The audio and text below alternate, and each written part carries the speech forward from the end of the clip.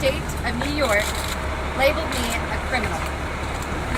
Millionaires and billionaires who had a vested interest in silencing a peaceful protest about the growing inequalities in America worked the justice system, manipulated the evidence, and suddenly I became dangerous and distinguished from law-abiding citizens. On May 5th, the jury delivered its verdict. I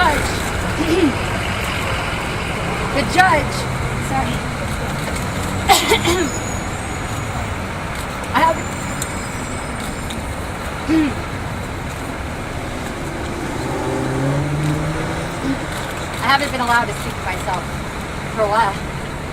I'm going to start that over, if that's okay. I can't stop. I'm sorry. 59 days ago, the city of the state of New York labeled me a criminal.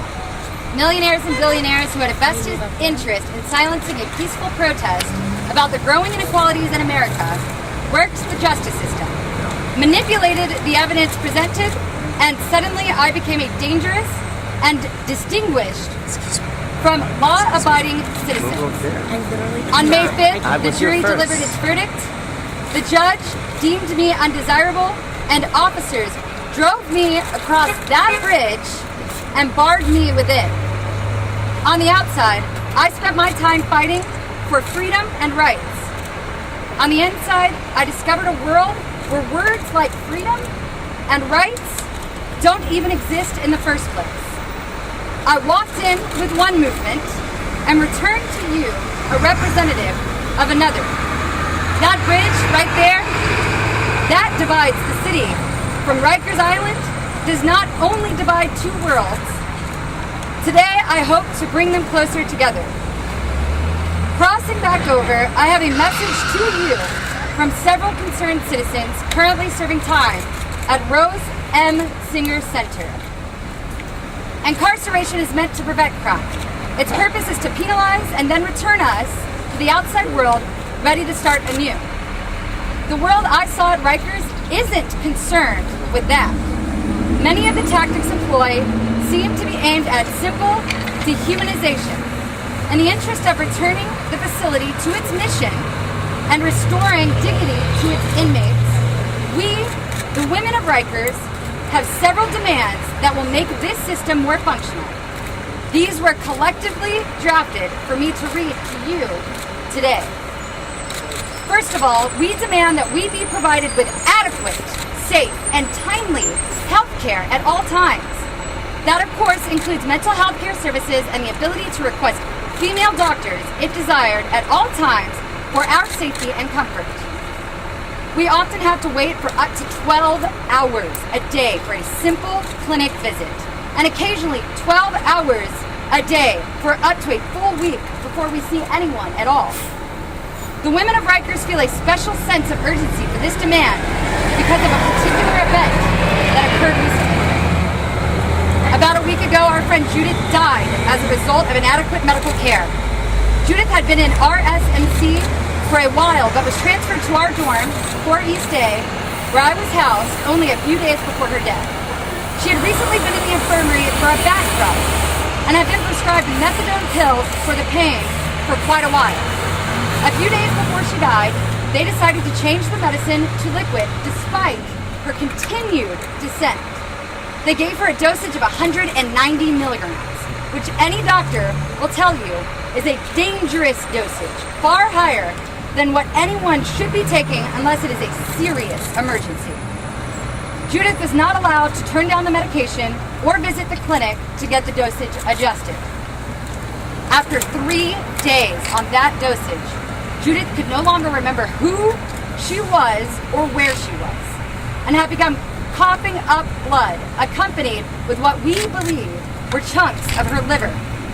We attempted unsuccessfully to get her medical treatment for the entire day, at one point being told that this was not an emergency, despite the fact that Judith was splattered, her entire body covered with blood.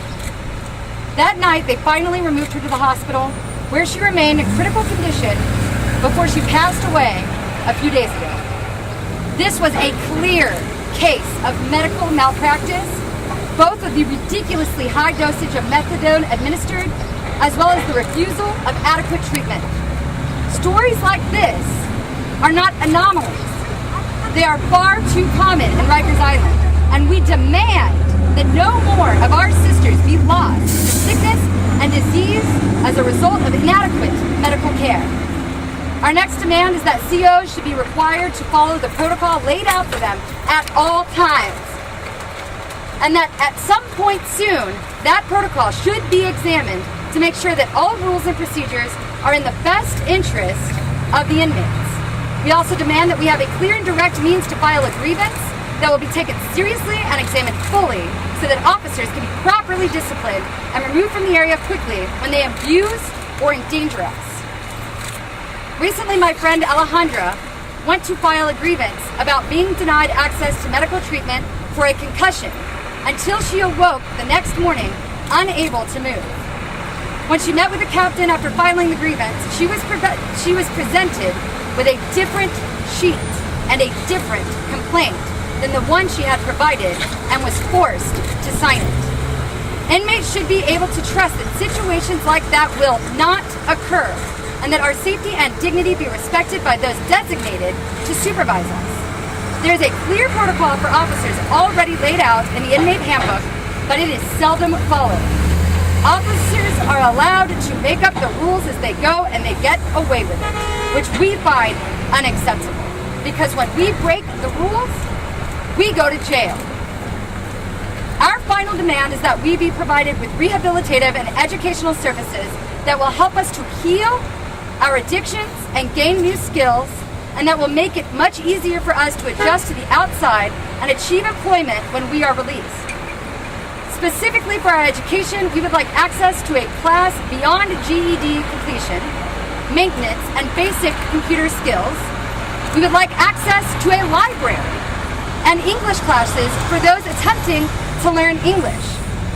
We feel that the addition of these programs would significantly help us prepare for release and re-entry into the world, which would lower reincarceration rates. We also feel strongly that Rikers Island needs to have much better drug rehabilitation programs. Many women who come through here are addicts, and many women are imprisoned here because they are addicts. That's the area in which re-entry rates seems to be the highest. This is likely a direct result of the failure of the meager programs that we are provided with, where we are told that we have lost our path from Jesus, and through Him, we will find our way.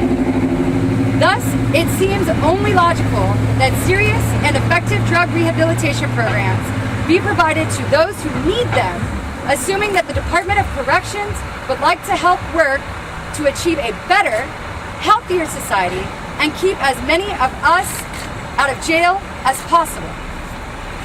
Working with my sisters to organize for change in the confines of prison has strengthened my belief in participatory democracy and collective action.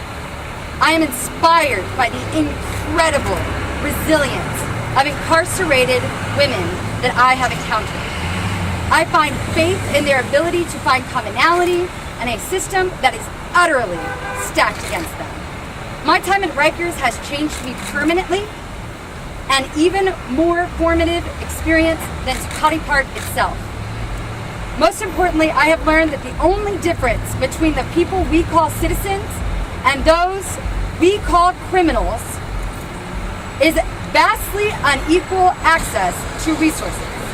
As long as we deny the humanity of people in prison, we cannot imagine a truly free society. Working with my sisters to organize for change in the confines of jail has been the most transcendent experience of my life. We will continue to fight until we gain all the rights we are deserving as a citizen of this city, of this state, and of the United States of America. Thank you. We do have time for a few questions. Yeah. So did you imagine when you went in that you would come out and it would work for inmates and Rikers as well as everything? No. I thought that my duty in Rikers was to listen, to observe, to learn.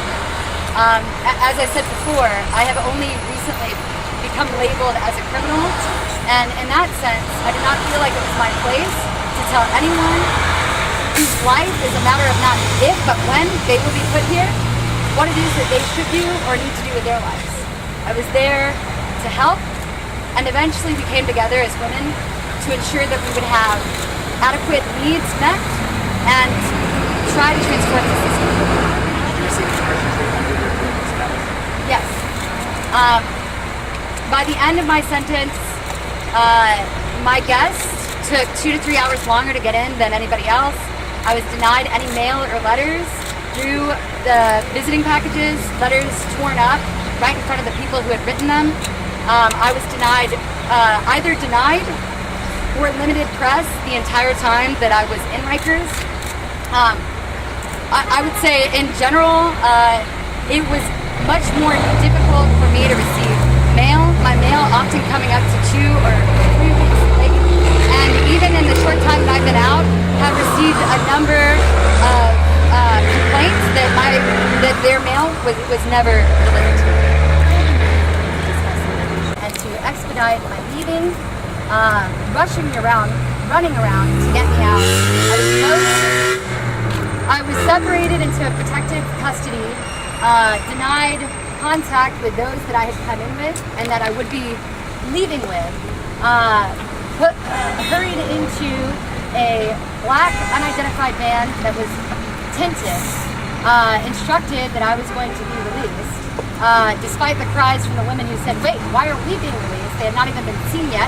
I said, yes, why aren't they being released? And then I was driven to Queens and dropped off on the side of the road with a Metro card. After I spent about 35 minutes seated in that car trying to figure out why I was not being driven to the Perry Center where my friends were waiting for me and contesting the fact that it was an abolition of my rights to continue to hold custody of me without my consent. I had no ID, I had no phone, I had no keys, I had all my property, I had no idea where I was. And quite frankly, I was terrified that it was another setup in order to paint me as a serial criminal who was arrogant and outright against the institutional law.